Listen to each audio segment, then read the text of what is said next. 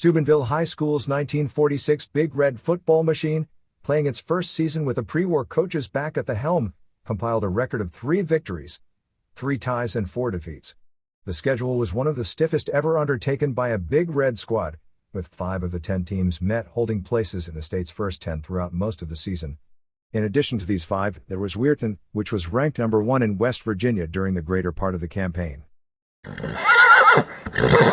The 1946 Big Red Gridiron Machine launched its campaign September 13 at Harding Stadium against its city rival, Catholic Central, bowing to the Crusaders 2-0 in a hard-fought encounter which thrilled a crowd of 9,000 paid admissions.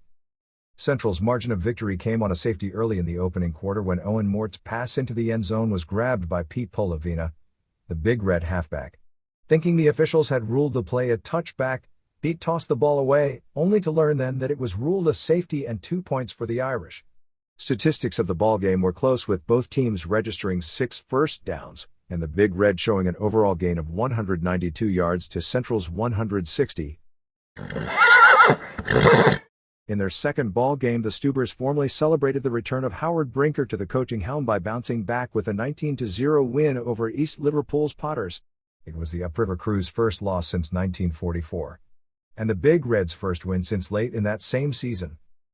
Polovina raced 17 yards for the first Crimson touchdown after he had set up with a 50-yard sprint to the Potters' 23 in the opening quarter.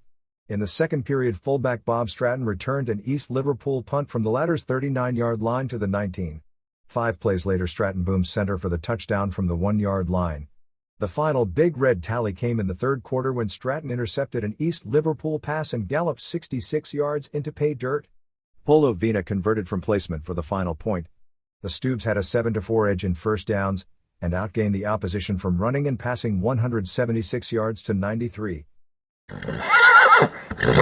Playing before a crowd of 9,000 fans who were packed into the Weir High Stadium, the Big Red staged a second-half comeback to defeat coach Carl Hamill's Red Rider combined 13-7 in its third start of the campaign.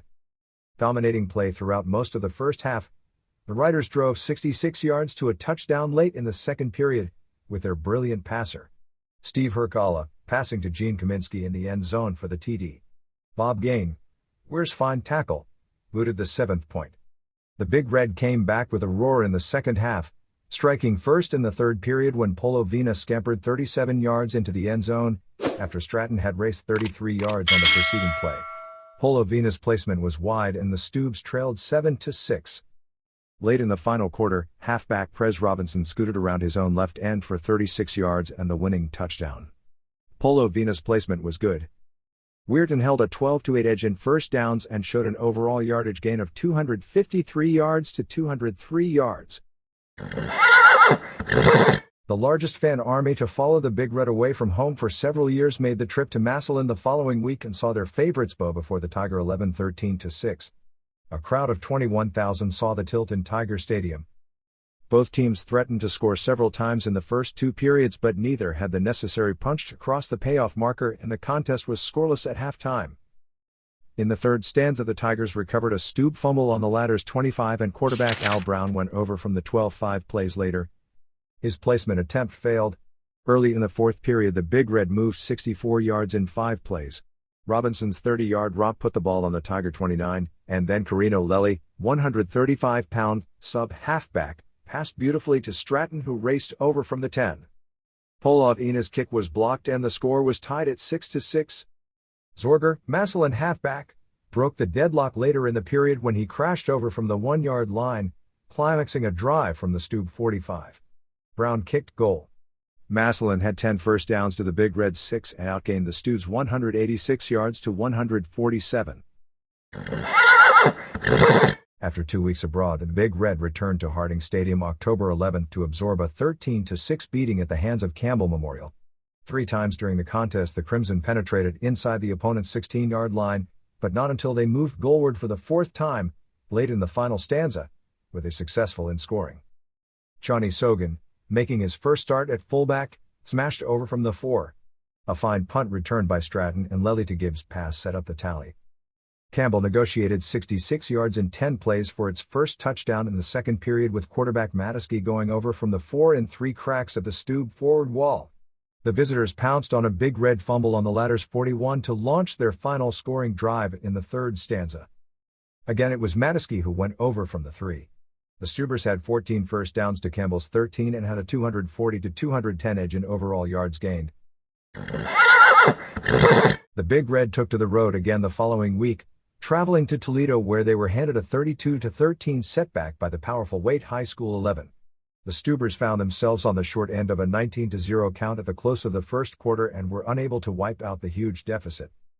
A penalty against Steubenville deep in its own territory, a blocked kick and a fumble set the stage for Waite's first 3 tallies, and then in the second quarter, the Lake City team countered again with Carson smashing over to complete a 42-yard march. Trailing 25-0 as the third quarter started, the Crimson gave a much better account of themselves in the last half. Play was in Indian territory and Robinson recovered a Waite fumble on the latter's 14. Several plays later Polovina banged the middle for a touchdown. Later in the same period another Stube scoring threat was halted on the 22, but early in the fourth quarter, Phil Crawley pounced on another Toledo fumble on the latter's 28. A jump pass from Don Joyce to Stan Gibbs from 6 yards out brought the second Steubenville tally several plays later. Waite scored again on a 34-yard pass from Carson to Dado, following recovery of another Stube fumble. Coach Howard Brinker threw a revamped lineup against the Canton McKinley's Bulldogs the following week as the Big Red wound up its suicide October schedule. Harding Stadium was a sea of mud as the two old-time Scholastic Pigskin rivals battled to a scoreless deadlock. Coach Bup Rearick's Canton 11 was the 4th straight team which held a spot in the state's Big Ten that the Stubers had met. Some Ohio sports scribs had McKinley in the number 1 position. Twice the Big Red moved inside their rival's 10-yard line. The first threat came early in the fourth period when the Bulldogs safety man fumbled the slippery and mud-caked Pigskin and the Stubes covered on the 14. 4 plays gained 7 yards and Canton took over on its own 7. Later in the period Polovina returned a Bulldog punt from the Canton 40 to the 24. Robinson made it a first on the 13. Stratton made another first down on the 2, but the next 4 cracks into the Bulldog forward wall netted only a yard and Canton took over on the 1. McKinley's only serious scoring threat came in the second period, a 47-yard march stalling on the 7-yard line where the Big Red took the ball on downs. Playing at Martins Ferry the following week, the Big Red had to come from behind to gain a 7-7 tie with a determined Purple Rider 11. Recovering a Big Red fumble on the latter's 19-yard line set the stage for Ferry's touchdown in the first quarter. The Riders knocked out a first down on the 9, and an offside penalty against the Stubes put the ball on the 4. On the second play Twardowski passed to Jim Eden over the center for the touchdown. Twardowski place kicked the point. In the second period Robinson broke loose on a 72-yard touchdown gallop, but the score was nullified when the Big Red was caught clipping. However, not to be denied, Robinson repeated his stunt in the fourth stanza, going off his own left tackle, cutting back and racing 78 yards into pay dirt. Polovina booted the extra point from placement to tie the score. The remainder of the last quarter saw play entirely in Martins Ferry territory, but the Big Red could not unleash that much-needed scoring punch, losing the ball on downs on the 5 in the most serious touchdown bid. The Stubes rolled up 10 first downs to Ferry's 3 and showed an overall gain of 219 yards to the Riders' 55. Bellaire was the next foe on the Stuber program, the Downriver Big Reds coming up to the ball game with an unbeaten record, showing a tie with Shadyside in the opener followed by 7 straight victories. The Stubers shattered the unblemished mark, however, with a 7-0 triumph at Harding Stadium. It was the 3rd win for the Stubes and their first in the last 6 starts. After playing through a scoreless first half, the Big Red struck with lightning in the third quarter. Center Lou Welsh jumped on a Bellaire fumble on the latter's 41-yard line. On the first play, fleet-footed Bob Stratton broke off tackle, unleashed tremendous speed to outrun the Bellaire secondary and scampered 41 yards to a touchdown. Waddell Snyder smashed over his own right guard for the extra point. In the closing minutes of the ball game, the Stubes moved goalward again. With Robinson leading the way, they drove to the Bellaire 20. A 15-yard penalty put the ball on the 5 and a first down. However, the Crimson didn't have that necessary punch to go over. The Stubes rolled up an impressive total of 293 yards from rushing to their foes' 136. First downs favored the winners 11-10.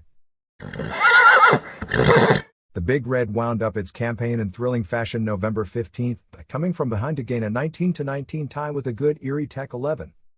The Stubers moved ahead in the opening period when Stratton galloped 15 yards at his own right end for a touchdown. But Tech roared back with a 75-yard drive early in the second quarter to knot the count. The score came on a short fourth down pass over the center from Kubiak to Morosky. Later in the same quarter, Robinson put the Big Red in front again when he raced 74 yards down the sidelines for a touchdown. The Pennsylvanians came back with a bang in the third stanza. After a 65-yard drive, Duskus went over from the 2 and this time Pole converted from placement to put the visitors in the lead 13-12. A 41-yard march resulted in another Tech TD late in the same period, a jump pass from Kubiak to Morosky again being the scoring play. Pole's placement was no good and Tech led 19-12. Polovina, hobbling with a leg injury, fired 2 fine passes as the Stubes tied it up in the final period. From his own 20, Pete's first heave was to Joyce, who made a brilliant catch on the 50 and was downed on Tech's 39. Pete then connected to Gibbs, who made a swell catch on the 5 and raced over for the touchdown. Carino Lelli added the all-important point with a perfect placement, and the count was deadlocked at 19-19. Big Red finishes the 1946 season 3-4-3. Big Red coaching staff. It was an all-military coaching staff which directed the Big Red Gridiron fortunes during the 1946 campaign. Head coach Howard Brinker was an Army lieutenant, serving 3 years in Uncle Sam's forces. Assistant coach Vaccaro was a naval lieutenant, also serving 3 years, while assistant Ray Hoyman did a 3-year hitch as an athletic lieutenant in the Army Air Corps. Brinker and Vaccaro were both at the Big Red helm during the 1942 season when the Stubes won 9 and lost 1. While Hoyman is a newcomer to the Big Red coaching staff, Ray is a former Massillon High School and Miami U athlete. Among the unsung heroes of any football squad are the managers, the boys who look after the equipment, look after some of the minor injuries and perform other odd jobs on the field and in the locker room. The Big Red managers for the 1946 season were, left to right, John Vaccaro, Dean Sells, Floyd Corder, Bob Insel, Matt Cavanaugh, Robert Baumgard, and Norman Lausch. Leading the Steubenville High School student cheering section during the 1946 football season were, front row, kneeling, left to right, Carol Esch, Emilio Saggio, and Joanne Anderson. Back row, left to right, Barbara Poland, Marjorie Jenkins, and Patricia Ice. Another cheerleader, Bernadine Kelly, was absent when the picture was taken. 9 fast and high-stepping majorettes paced the Big Red Band through its many maneuvers and precision marching. They were, left to right, Eleanor Gaylord, Pat Montgomery, Margaret Davis, Joan Carroll, Naomi Hutton, Barbara Frasher, Emily Wright, and Donna Forrester. Mitzi Merrick was absent when picture was taken. Pictured is the new Big Red Boosters Club scoreboard, claimed as probably the finest in the state of Ohio, which was erected at Harding Stadium prior to the 1946 football season. Idea of the new board originated from Frank Hawkins, ardent Big Red fan and a Boosters Club member, and the supervision of the construction and erection of the board was undertaken by Harry McFeely, also a member of the club.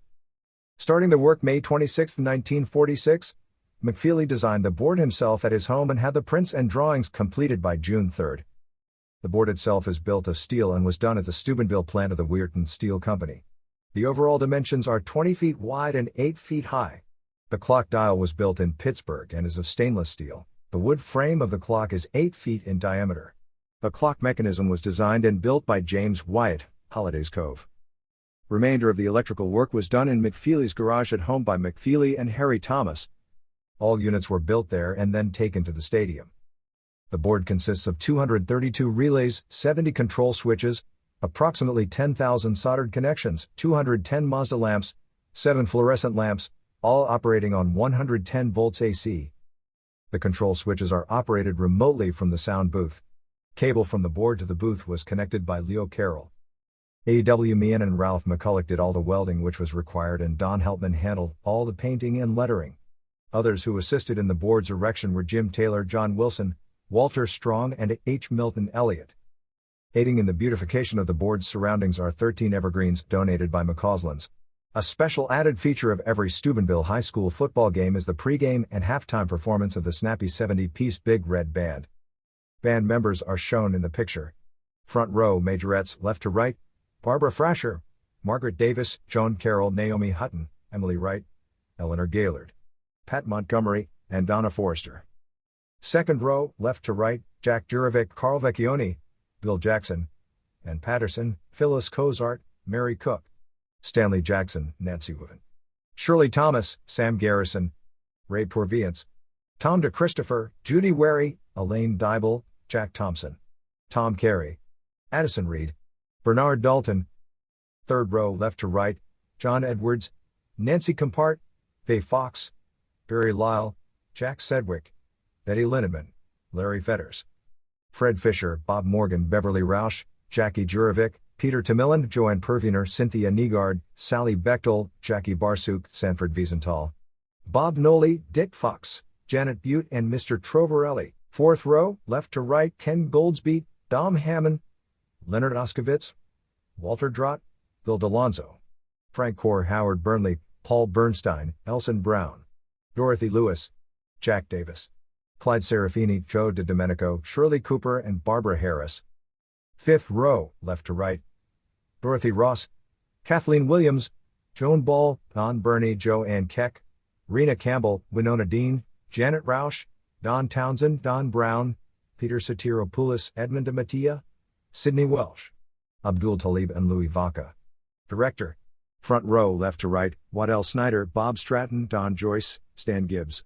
Dwight Bauman, Eugene Wells, John Sogan, Eugene Quinn, George Ossio, Jim Miller, Harry Busey, Prez Robinson, and Pete Polavina. Second row, left to right, Don Wickham, Jack Gregory, John Neal, Dave Dobbs. Phil Crawley, Charles Nelson, Lou Welsh, Art DeLenardis, Steve Moritz, Robert Hess, Bob Wheeler, Ken Dunlop, Bob Jones, Bob Turrentine, and Carino Lelly. Third row, left to right, Marvin Washington, Bill Roberts, Glenn Bickerstaff, Bob Glenn, Ronald Fraley, Dom Zeno, Don Carney, Nick Zanjos, Gino Lelly, Bill Garrison, Ray D'Alfonso, Don Duncan, Wilbert Both E. and David Stacy. Thanks for watching.